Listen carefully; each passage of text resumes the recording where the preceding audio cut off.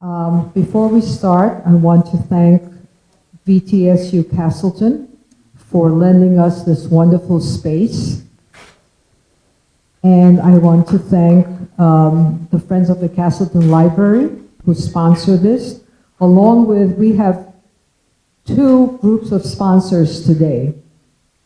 And they are Simon and Stephanie Weathered, who are somewhere in the back over there, and Rich and Artley Wolfson, who are right here, and this is their second time sponsoring. And in fact, it's really heartwarming. I'm getting lots of inquiries.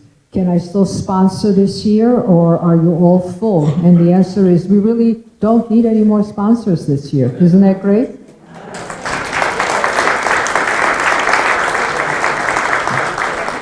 So next month, December 7th, we have Andrew Swafford of Middlebury College, and he will talk about what we have in common with fungi. And we'll be back at Bombazine Lodge. So a couple of people ended up at Bombazine Lodge today, and they came here. Don't come here in December. We'll be back at the lodge. If you are not on my mailing list, please see me after this presentation, and I'll add your name.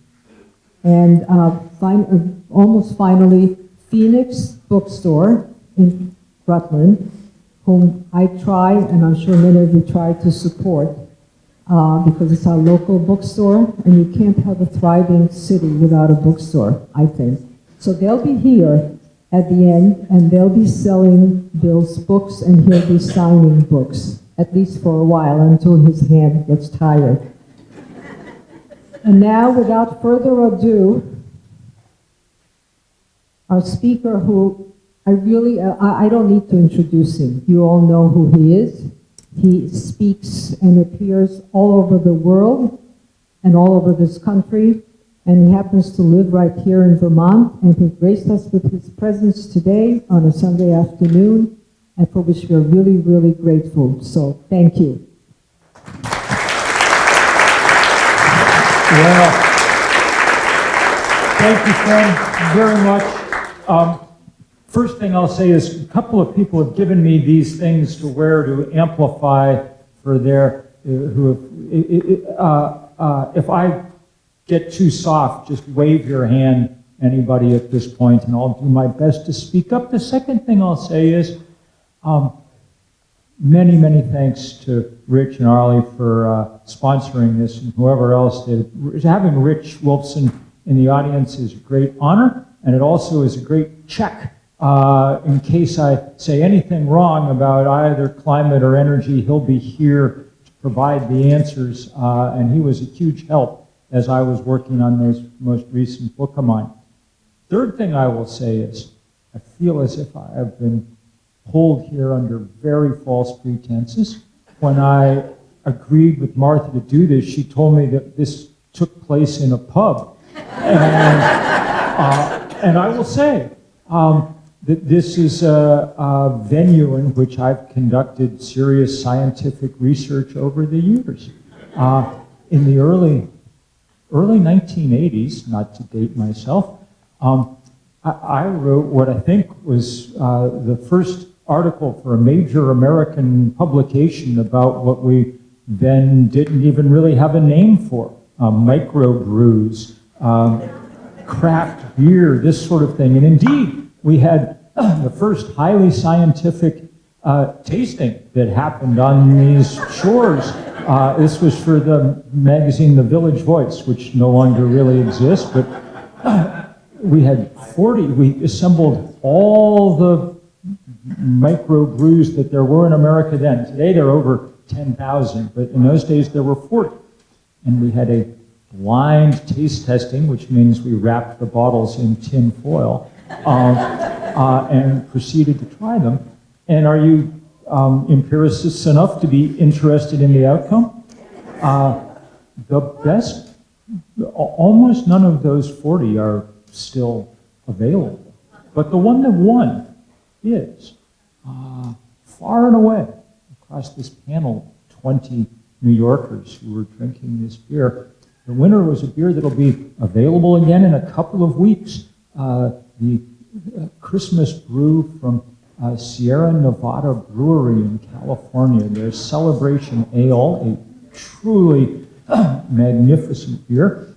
So that's the end of my report. I feel I've done enough. I really am pleased to be here. You may not have me at my absolute best. I made the mistake last night in answer to a question from my daughter of actually counting, and I've been in 51 hotel rooms in the last 54 nights. So I'm slightly, I made it home this weekend because we installed the new president at Middlebury College this morning in a wonderful ceremony. And I'm back on the road again tomorrow. But what a pleasure to get to be in Vermont and with you. And what a pleasure to be able to really talk about science a little more directly than I normally do. The questions that interest me, climate change and the energy system that we need to try and deal with it, are places that science and politics and economics, not to mention sociology and psychology and a lot of other things, all intersect. Okay, so I'm not going to steer away from talking about the intersection of those things. In fact, I think their intersection is important. But it is fun to get to talk with a scientifically literate audience, just to bring you a sort of sense of where things stand, where we are right now. And though I promise that there will be some good news before we're done, I'm going to start with the bad news and talk about what's happening right now as best we can tell with the planet's climate system.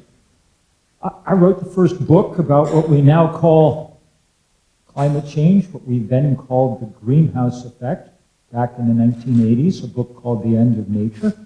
And sadly, the things that we thought were happening then, what we thought would happen, that everyone was predicting, have turned out to be exactly what's happened. Rich has chronicled this story as well as anybody else in the intervening years, becoming really the best classroom teacher on this topic that I know of. But the story has been pretty straightforward. No huge mystery even back in the 1980s about what was going to happen. We've known since the early 19th century that the Earth was much warmer than it would be simply based on its distance from the sun. And we've known since the middle of the 19th century, after the investigations, I think most notably by an American scientist, a woman named Eunice Foote, that carbon dioxide was the culprit here, the thing that was serving as what the image they were then using as a pane in the greenhouse around the planet, trapping heat that would otherwise radiate back out to space. Just in passing, I'll note that Eunice Foote, though she wrote the original paper about all this, was not allowed to read it at the American Physics Society. Instead, she had to find a guy to read it for her. But I will add that the Physics Society in 2022 inaugurated a Eunice Foote Award, in at least beginning to make up for their past oversights. At any rate, near the turn of the century, the great Swedish chemist Svante Arrhenius, who won the Nobel for other work some years later, became really interested with this question of, as he put it, what would happen if we evaporated the coal mines of the world into the air, and did a lot of back-of-the-envelope really calculations to try and figure out how hot it would get. Remarkably, he wasn't really that far off from what we now understand. He did, however, perhaps because he was a Swede, think that this was probably going to be altogether for the good, because the world would get warmer and warmer was better. In passing, I'll add one other historical footnote there. You all are familiar with my friend Greta Thunberg, great climate activist. Turns out, though she didn't know it when she began her work, that Arrhenius was her great-great-uncle, something like that. Her father's name is Sponte also. So, God only knows. In the 20th century, we paid no attention at all for the first half to this compelling hypothesis about what was going on, because the first half, especially of the 20th century, was devoted to the project of figuring out how to use as much fossil fuel as we possibly could in order to get as rich as we possibly could. That was most of the compelling work that was underway then. And to the extent that anybody thought even for a minute about the carbon dioxide that was being produced by the combustion of all that fossil fuel, the assumption was that it must be going into the oceans, that they must be soaking it up. Thank you very much, Martha. It must be said that the idea that the big oceans would soak up pollution of all kinds was a conceit for much of the 20th century. You're familiar with the old formula that the solution to pollution is dilution, if only. As it turns out, in the mid-1950s, a pair of scientists, Ravel and Seuss, published a paper that indicated that the oceans could not be soaking up most of that CO2, that they were near saturation for it. And they postulated that therefore it must be accumulating in the atmosphere, and as they put it, meaning we were conducting one of the great uncontrolled experiments in all of history. They, in 1959, Rich? 58, 59? The International Geophysical Year, when across the world scientists from many countries were collaborating on a whole series of different things, they found the money to put a monitor on the side of Mauna Loa. They hired a graduate student at Scripps Oceanographic Institution named Charles Keeling, and he built this not complicated instrument and decided that the side of Mauna Loa was as far as he was going to be able to get from most sources of human interference, and that would be a good place for this. That, I think, without overstating the case, is the most important scientific instrument in history. Within a year of turning it on, it was clear that, indeed, Ravel and Seuss had been right in their hypothesis and that the amount of CO2 in the atmosphere was growing. By now, you've, of course, all seen that famous Keeling curve. It goes up. Indeed, it goes up, sadly, more steeply. And it has the annual dip and rise that reflects the fact that in the northern hemisphere, trees grow leaves in the spring and shed them in the fall, affecting the concentration of CO2 in the atmosphere. At any rate, it was clear by the early 1960s that carbon was accumulating quickly in the atmosphere, at which point the question became, how much was too much? Were we anywhere near the danger level? Did this, how would we know? And we really nobody had any real idea. It took the advent of much more computing power, and it took the fascinating American scientific enterprise of that period, 50s, 60s, 70s. The key figure here is a guy named James Hansen, Iowan, who is absolutely emblematic of the American post-war scientific order, emerges from the Midwest, I believe gets his bachelor's, master's, and doctorate at the University of Iowa, a great land-grant institution, and then lands in the mid-1960s at NASA, which has all the money in the world because JFK has told us that we have to get to the moon before the decade is out. They're studying lots and lots of things, including the atmospheres of other planets, to understand why they are what they are. Hansen looks first at the atmosphere of Venus, which is an interesting atmosphere. It's choked with greenhouse gases, and as a result, Venus is a very hot place to visit.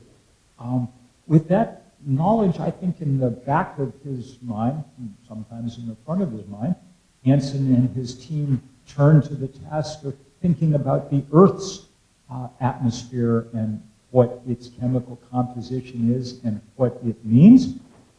And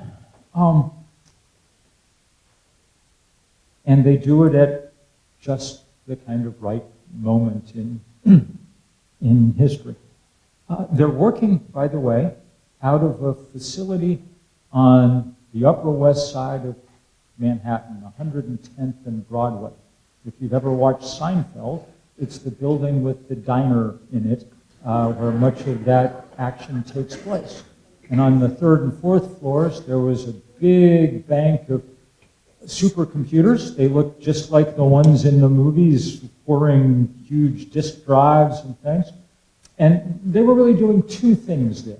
One, they were compiling the best record we had of global temperature from all the thermometers scattered across the world, and integrating them in ways that allowed them to see what was happening to the Earth's temperature.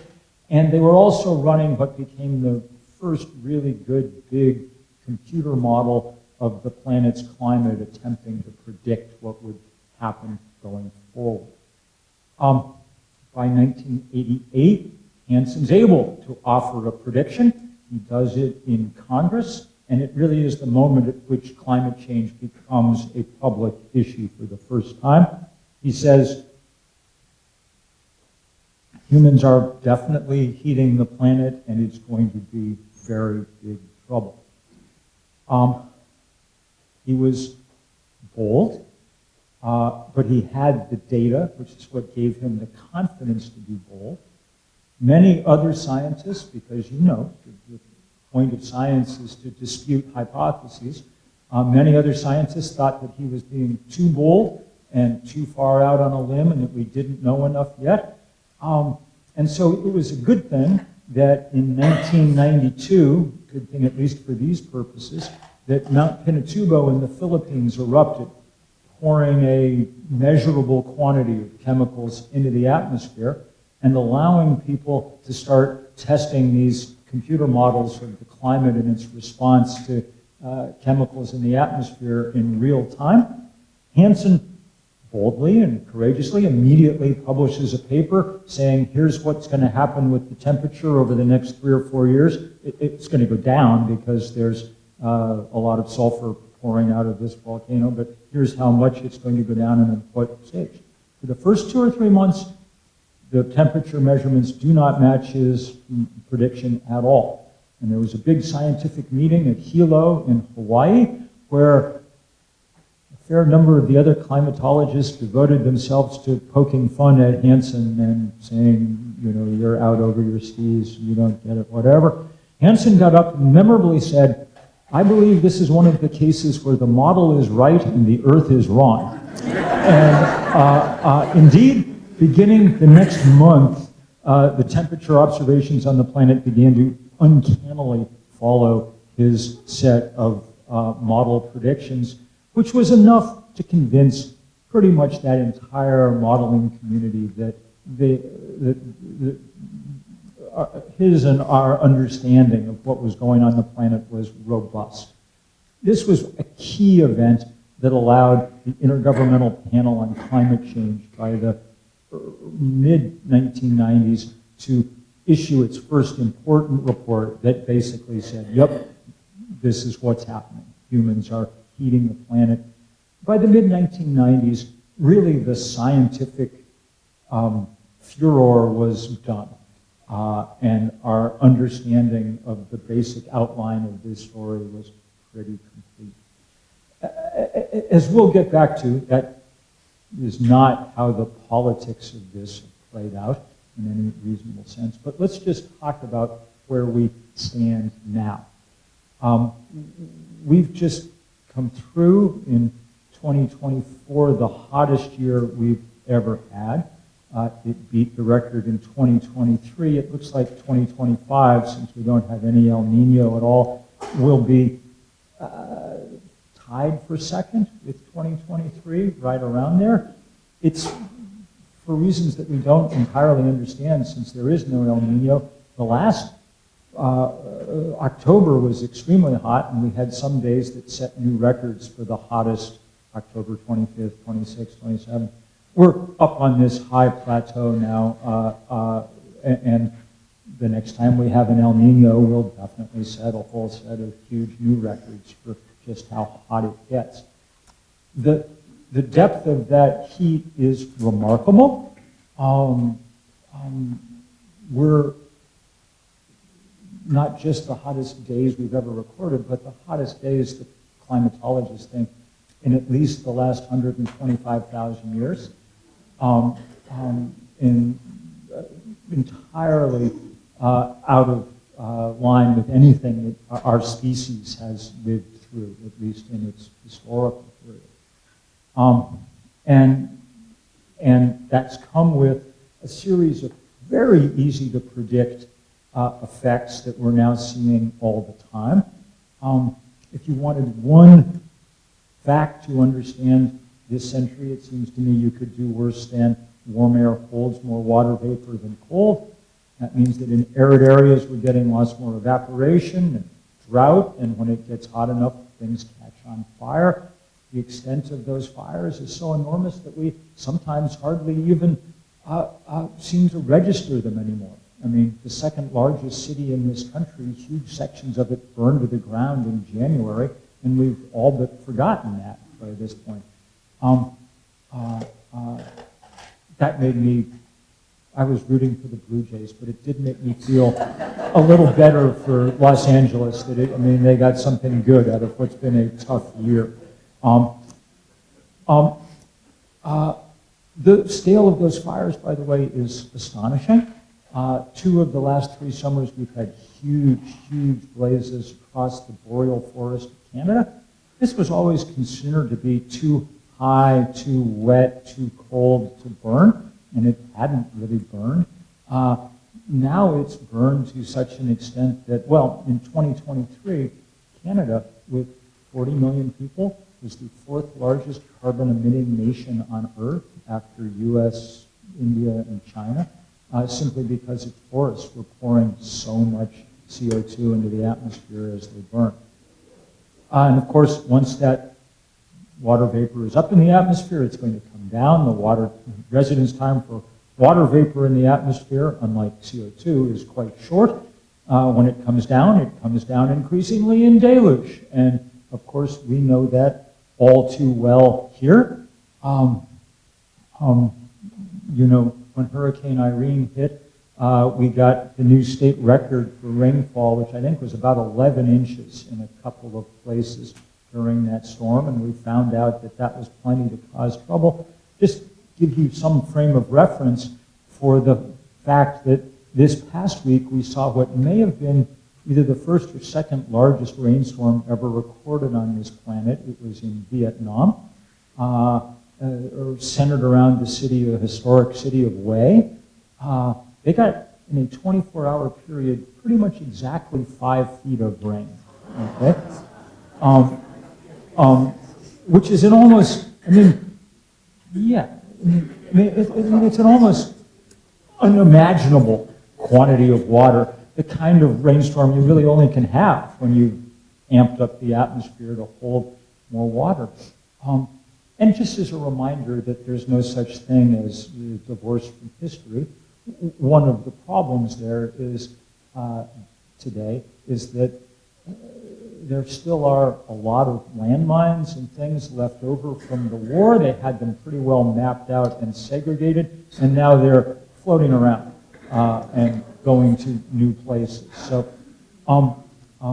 bad as we had it in our floods, it could have been worse. There also are other obvious sequelae to warming the atmosphere and warming the oceans. And of course, the oceans have absorbed the vast majority of the extra heat that we've trapped on this planet. Because they're much warmer, we can have, among other things, much bigger storms than we used to have. Hurricane Melissa, when it hit Jamaica on Tuesday, Hurricane Melissa, which was demonstrated what we're now seeing as this fairly frequent phenomenon of rapid intensification of storms. In an 18-hour period, they can grow into monsters, gain an extra 100 or 120 miles an hour in wind speed. The last pass of the Hurricane Hunter aircrafts through Melissa, they dropped these dropsonde sensor equipment to make measurements. The last pass through found wind speeds at about 600 feet of about 252 miles an hour, the highest wind speeds we've ever measured in a hurricane. The estimate, by the way, no one really still knows exactly what happened to Jamaica because there's still limited communications to the places that got hit worst. But the early estimates from the insurance industry on Thursday and Friday was that had taken out, done damage equivalent to somewhere between 30% and 250% of Jamaica's annual GDP. At the low end of that estimate, 30%, that would be the equivalent of a $9 trillion event in the United States. Hurricane Katrina, the worst thing that's ever happened here in dollar terms, was somewhat over $100 billion. So this would have been $9 trillion, just to give you some sense of what people are dealing with there now. Those are the things that are obvious and clear.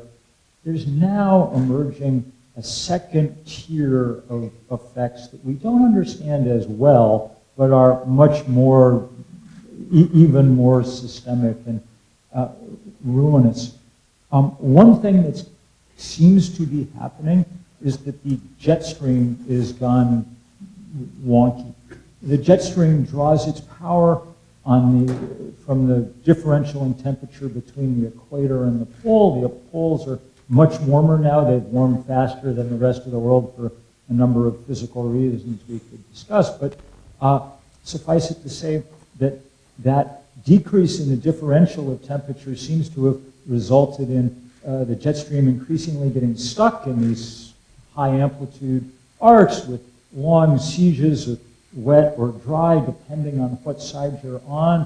I just saw last week at a talk of mine the woman who's done the most remarkable work on this, I think, a woman named Jennifer Francis at Woodswell at the Woodwell Institute. And they're continuing to look at all of this and try to understand it. But its implications are enormous. The jet stream is obviously one of the 3 or 4 biggest forces on our planet. One of the other are the series of currents in the Atlantic that include the Gulf Stream. We call them the Atlantic Meridional Overturning Currents, AMOC. They're starting, it appears, to flicker and falter, mostly as fresh water pours out of a melting Arctic, changing the salinity of the North Atlantic and hence the density of that water and interfering, therefore, with the smooth operation of those giant conveyor belts that depend on those density differences. That's by far the biggest heat distribution system on planet Earth. And if it comes unstuck, which it appears to be beginning to do, the consequences are astonishingly large. Among other things, even as the rest of the planet continued to warm dramatically, Europe would begin to cool dramatically and very, very quickly, potentially. It's always worth looking at a globe to remind yourself that, say, Milan is on a latitude line with Montreal. Okay? Europe is much warmer than it should be, just because of that vast system of currents. There's a series of other things that are happening that we also don't have a full understanding of. but they're huge and dangerous. The Amazon appears to be in the process of shifting in remarkable ways. Parts of it, because of the rise in temperature and also because of human-caused deforestation, are drying out, and the term they're using is savannification of these places. And that begins to interfere with the operation of this truly marvelous machine for transporting water across South America. That's really what the rainforest turns out to be, moving water in waves across the continent, and that system seems to be breaking down. And that system also seems to be teleconnected with lots of other important weather patterns around the world. We're also seeing hard to measure, but increasingly resolving effects on the monsoon systems of Asia. None of this is good news. All of this is bad news, very bad news. It's by far the most important thing that humans have ever done. Nothing else even begins to come close to it. And I think the thing that I really want to just say as I finish this section of this is just to say that the truly scientifically relevant thing to understand is just how time-limited this problem is. It's difficult for us to think like that because most of the big political issues in the world that we're used to thinking about don't really come with a time limit. We just keep arguing over them and making incremental progress and whatever else. So for instance, as long as I've been alive in this country, we've been arguing about, say, national health insurance. I think it's a very good idea. I'm a Bernie guy, you know. I trust that the day will come when, like all other industrialized countries, we have understand healthcare to be a right to which everyone is entitled. Until we get it, people will continue to go bankrupt and die because we don't have it. But it won't make it harder to do the right thing eventually because we delayed for all those decades. It doesn't present some kind of physical obstacle to moving in the right direction. Climate change is not like that. Once you pass certain spots, it's a kind of one-way ratchet. Once you melt the Arctic, there's no coherent plan for how you freeze it back up again. Okay? We don't know the exact moments of these events, but we know that they are much closer than we would like. The Intergovernmental Panel on Climate Change, who are the world's climatologists that have been asked to study all this, told us a couple of years ago that if we wanted to stay on anything like the pathway that we had laid out in Paris just 10 years ago, we would need to cut emissions in half by 2030, which by my watch is 4 years now and 3 months away. So not a hell of a lot of time to get done what needs done. That's the physical backdrop to the rest of this story I want to tell. Okay? And the other part of this story then is more encouraging. But it's also a fascinating scientific story with a lot of history behind it. And I'm going to tell that as concisely as I can because I'm rattling on. The reason that we haven't dealt with climate change the way we should have is pretty simple to figure out. And it's why my original book on this, The End of Nature, had such a dour title. The problem has always been that the thing that causes climate change, the combustion of fossil fuel, is also the thing that causes our economy. Okay? It's not like other environmental problems that we're used to, which were mostly something going wrong. You know, carbon monoxide, carbon with one oxygen atom coming out of the tailpipe of a car, that was part of what turned the air in LA, you know, the color that it did and caused people to choke and so on and so forth. That was a mistake. Easily remedied by sticking a catalytic converter on a tailpipe, at which point the amount of carbon monoxide and all the other things that contributed to smog, fell precipitously and the air got much cleaner. Carbon dioxide, carbon with 2 oxygen atoms, is not like that. In fact, until pretty recently, the scientific definition of a clean burning engine was an engine that produced only CO2 and water vapor, because it doesn't do much to you directly. The level of CO2 in this room right now is higher than it's ever going to be outside, at least in any period that we have to worry about. And it's not doing much to us. Climate change is not something going wrong as much as it's something going the way it's supposed to, just at much, much, much too high a volume. Okay? And that's what made it so deucedly difficult to solve. But in the background, for all this period of time, there was this other thing, which we called usually alternative energy, that was kind of sitting on the margins, doing its thing. 20th century invention. The first commercial wind turbine in the world was at Grandpa's Knob, 1943. So that can't be more than 10 miles from where we sit, no? First solar cell was invented in 1954 at Bell Labs in Edison, New Jersey. There may be people in this room old enough to have been dropping dimes in payphones in the 1950s. If so, you helped underwrite the cost of building the first solar cell.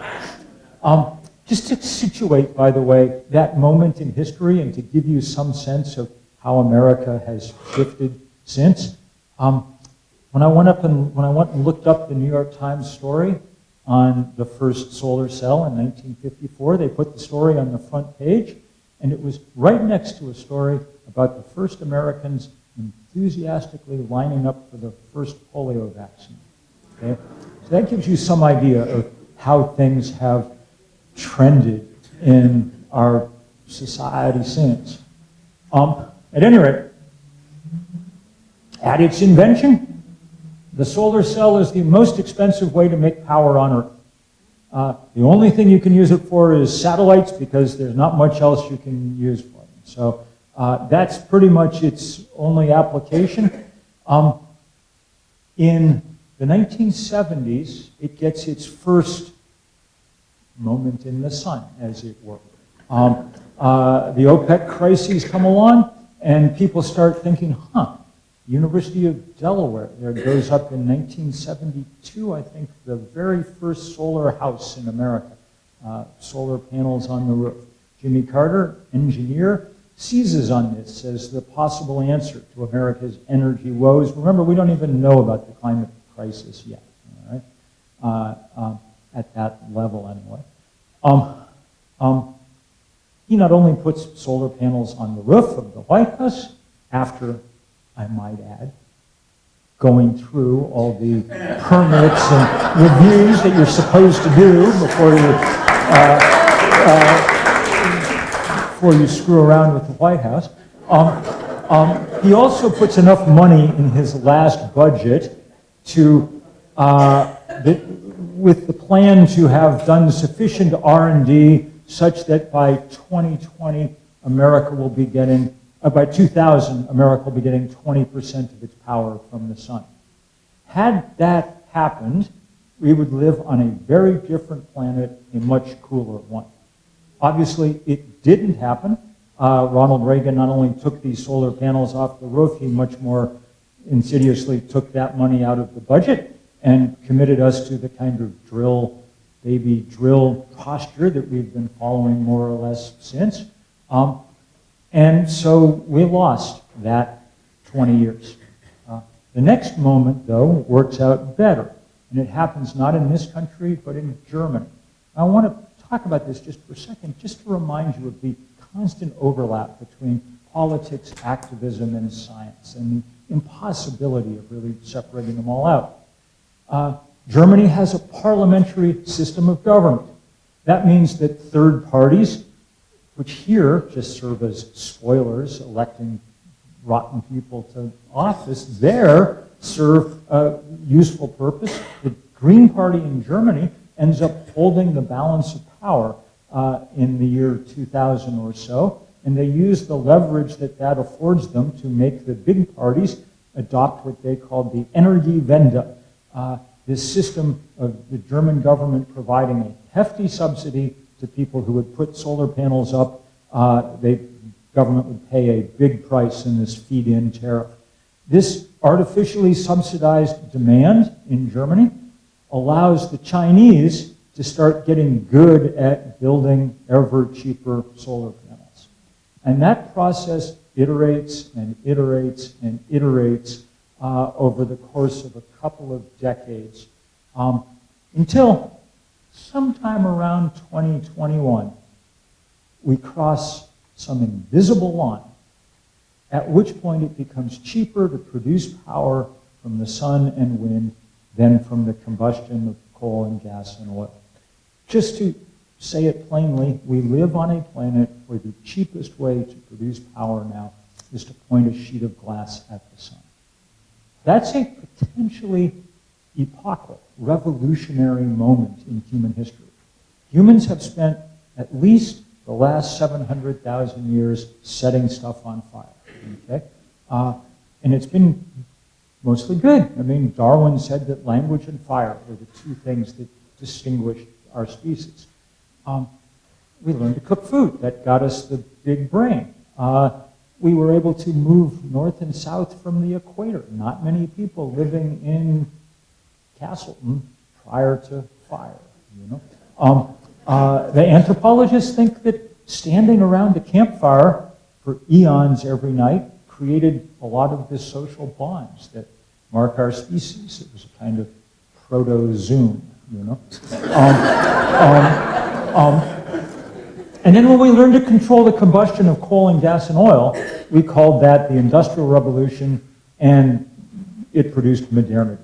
Everything around us is the result of that moment. So, combustion, good, except now the price is very, very high. The destruction of the climate system is the most obvious and most important. If we don't get it under control, then most other questions become moot in the not that distant future. But it's not the only thing. 9 million people a year die on this planet. That's 1 death in 5 from breathing the combustion byproducts of fossil fuel, mostly those particulates that lodge in your lungs. There are 5 million school children in New Delhi. 2.5 million of them have irreversible lung damage from breathing the air. Okay? And then there's the less quantifiable, but in some ways it seems to me just as important fact that as long as we depend on a resource that's only available in a few scattered pockets, the people that control those few scattered pockets end up with way too much power and wealth in our society. So just examples, our biggest oil and gas barons in this country have been the Koch brothers. They control more refinery and pipeline capacity than anyone else. They used their winnings over the last 30 years to erode the foundations of our democracy. If you wonder why it's been so easy for Donald Trump to kick them over, it's because they weren't in very good shape when he got there. In Europe, the biggest oil and gas baron is Vladimir Putin. He's used his winnings to launch a land war in Europe in the 21st century. That's not good. It's really something to just allow yourself the mental experiment for a moment of imagining a world where everyone's able to produce the energy that they need where they are with the stuff that they have. Think about what the geopolitics of our Earth would have looked like over the last century if oil had been of relatively trivial value in that period. How many wars and coups and assassinations and terrorist plots and everything else we might have averted. So, on balance, it seems to me extremely good news that all of a sudden what we've been calling alternative energy isn't alternative anymore. And we've begun to see the takeoff in its use that you would expect as those economics shift so decisively. The last 36 months have seen a sudden and rapid spike in the use of clean energy around the world. It's centered on China, and the Chinese are doing things at an extraordinary level. In May, the Chinese were putting up 3 gigawatts of solar panels a day. Okay? A gigawatt's the rough equivalent of a coal-fired power plant. They were building one of those out of solar panels every 8 hours. Okay? That's astonishing. It's happening elsewhere, though on a lesser extent. California's done more than any place in this country. In California, they now have enough solar panels and wind turbines and batteries that most days the state produces more than 100% of the power it uses from renewable energy for long periods of the day. That means that at night, the biggest source of supply to the grid is usually batteries that have been soaking up excess sunshine all afternoon.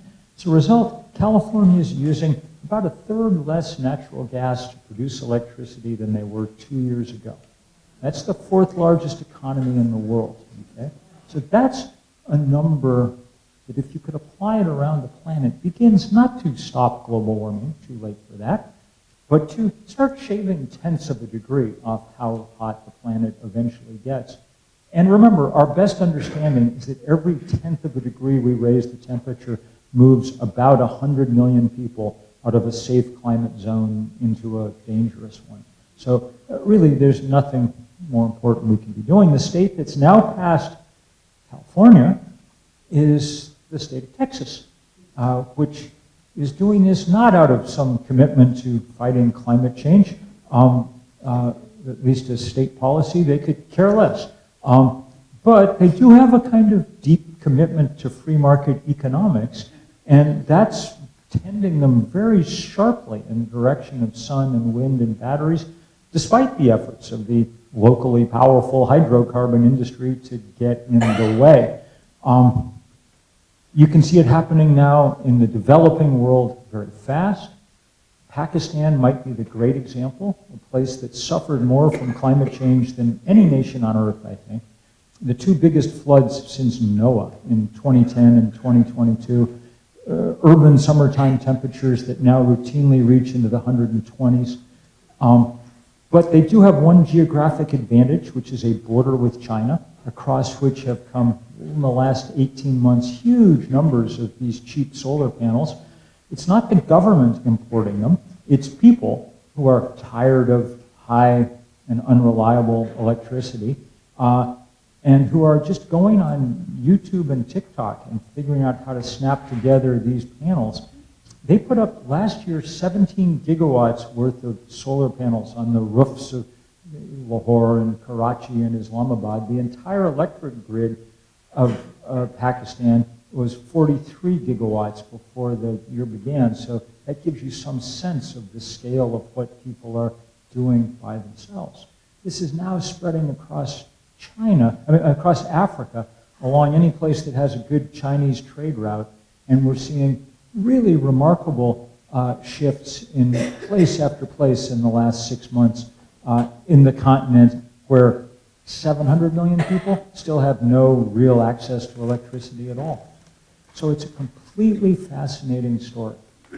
It's a completely good news story unless you happen to own an oil mine or a coal mine, oil well or a coal mine. At which point it becomes a really sad news story.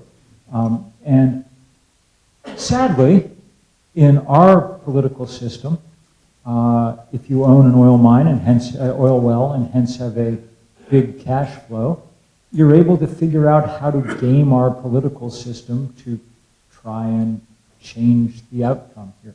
You'll recall that candidate Trump last year said to the oil industry, if you give me $1 billion in donations, I'll do anything you want. They gave him about $500 million between donations and lobbying and advertising, and that turns out to be plenty because they've done, the Trump administration has done things that I think even the oil industry didn't anticipate. They shut down work on an 80% complete wind farm off the coast of New England. Last week, or 2 weeks ago, they stopped work, stopped plans for what would have been the largest single solar farm in the country, in Nevada. It would have produced enough energy to power 2 million homes. There's only 140 million homes in America. So this one solar array was enough to more than 1% of all the houses in America. We're the one country in the world now trying to go in the opposite direction is very odd, and to my mind, very disconcerting. And so what we've been trying to do in the last year is figure out how we can rally to build as much support for renewable energy as possible. And that's just where I'll end today. One of the things we did was this big day of action that we called Sun Day around the country. That's our logo, the half sun, and about 10,000 people have drawn their own versions of it. You can go to sunday.earth and do yours. But the first big iteration of this day was beautiful. We had 500 demonstrations in all parts of the country, and just trying to drive home, I think if nothing else, the message that this was, that this is, as I said, not alternative energy anymore. That if you're used to thinking of it as the Whole Foods of power, you know, nice but pricey for special people, you should stop thinking of it that way. It is the Costco of power. It is cheap, it is available in bulk, it is on the shelf, completely ready to go. Obviously, we're not going to get anything done in short order at the federal level. That awaits at least the next midterm elections, whatever, and probably more than that. But that doesn't mean that there aren't lots of things we can do at the state and local level, which are really important. And I'm going to give you just a couple of examples. As it turns out, it costs 3 times as much to put solar system on your roof in this country as it does in the EU or Australia. Not because of the cost of the panels. Tariffs add a tiny fraction, but really negligible. The basic reason is bureaucracy. We have 15,000 building codes. Municipalities in this country each has their own building code, their own team of inspectors that would like to climb on your roof and take a look, you know, on and on and on. It takes months often to put up a solar system here. This is not what happens in the rest of the world, where it's completely possible to call up somebody on Monday morning and tell them you want solar power and have it up and firing away by Friday afternoon. This is why 40% of the homes in Australia have solar panels on the roof. And by the way, were this a big, dangerous problem with lots of... If rooftop solar panels across Australia were catching on fire all the time, you can rest assured that Fox News would be informing you of this 24/7, okay? It is pretty safe technology. In order to speed it up, the National Renewable Energy Labs put out this thing 2 years ago called the Solar App Plus. It's an instant permitting thing. It allows a contractor to just type in the address where she's doing her work and the type of panel that she plans to put on the roof. And if the computer likes the match, then it just writes an instant permit and up on the roof she goes. California, Maryland, and New Jersey have now adopted this.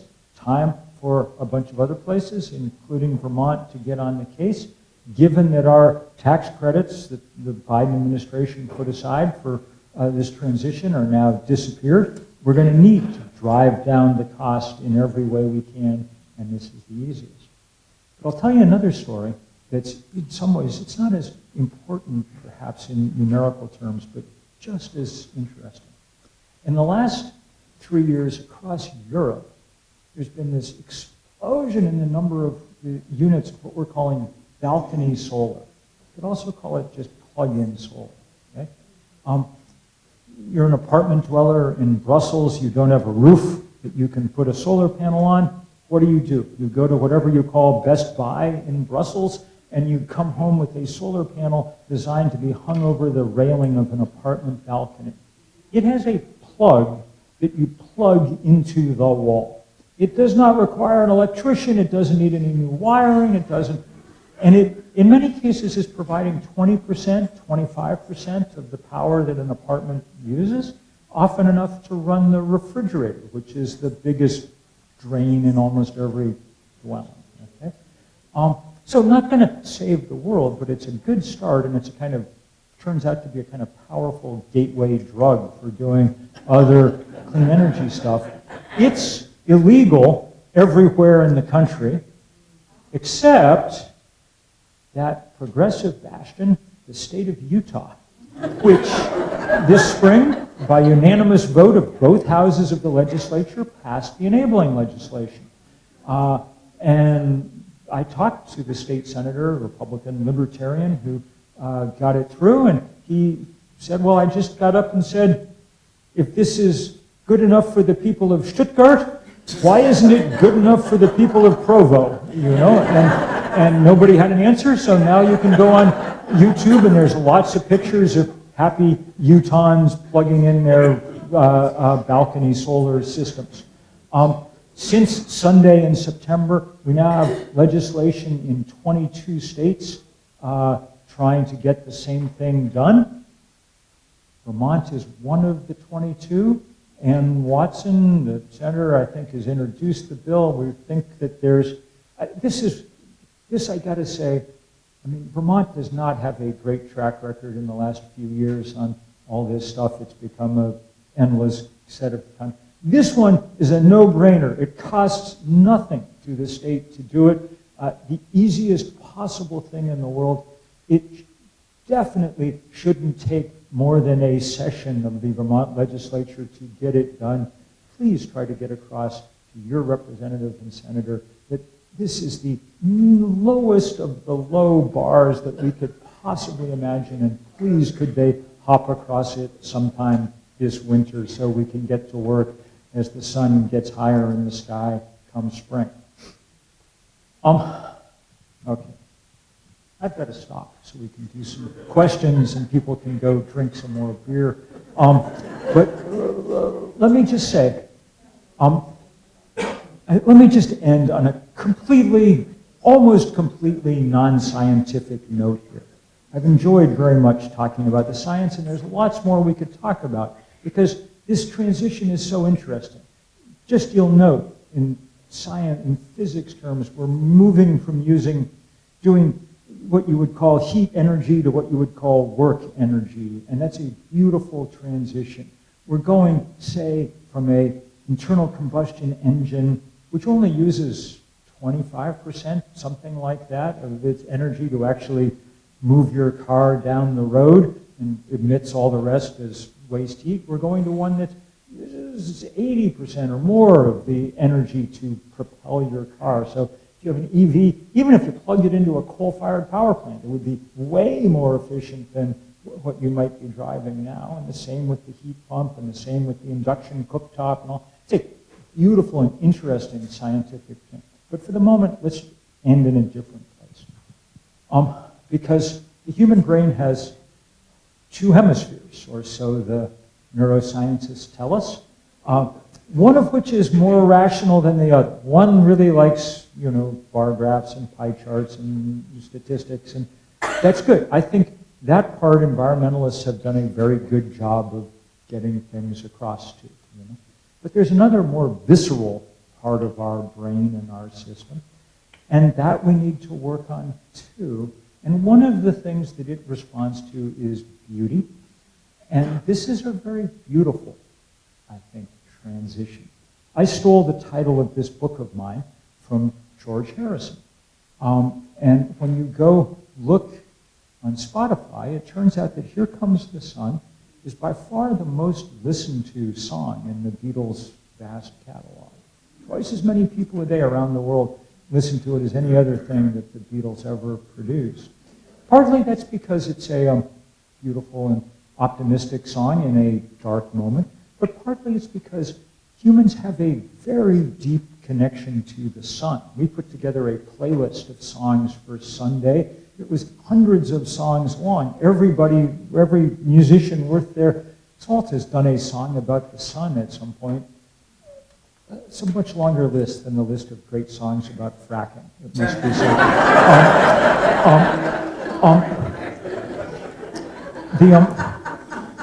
We don't know how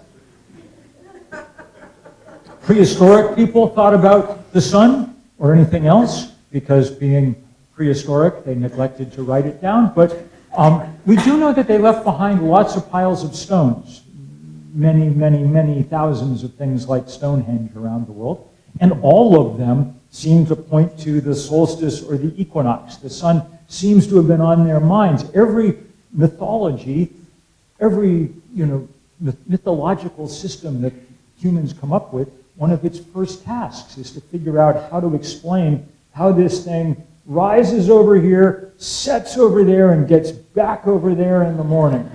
So there are endless stories, great stories of giant turtles and of emus that swallow the sun and vomit it up in the morning, and on and on and on and on.